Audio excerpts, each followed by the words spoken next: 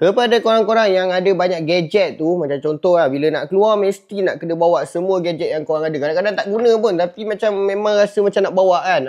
So macam contoh lah, korang ada DJI kan, ada 2 DJI dan korang nak bawa gadget ni pergi mana-mana. DJI, GoPro, takkan nak bawa bag macam ni kan. Agak susah sebenarnya, tapi ada satu penyelesaian untuk korang semua. Gunalah Telesin bag yang macam ni. Telesin bag yang macam ni, sebab apa saya recommend kan? Sebab dia adalah jenis upgraded version. So upgraded version ni nampak nipis macam ni kan. So dia boleh kembang macam ni sebenarnya. Nampak?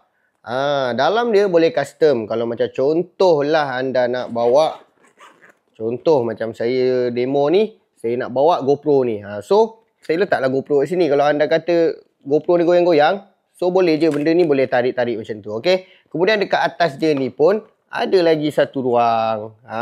Dia dah ada ruang bawah ni. Atas ni pun ada ruang. Jadi atas ni bolehlah letak kabel, letak charger handphone pun boleh. So bila nak pergi mana-mana, nak bawa barang, jadi atas ni boleh letak apa-apa. Okay.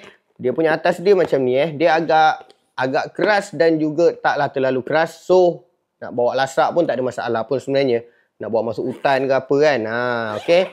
So nak pegang dia macam ni. Siap ada pemegang macam ni upgraded version daripada Telesin, iaitu Telesin Storage Box. Okay, so nak dapatkan dekat mana benda ni?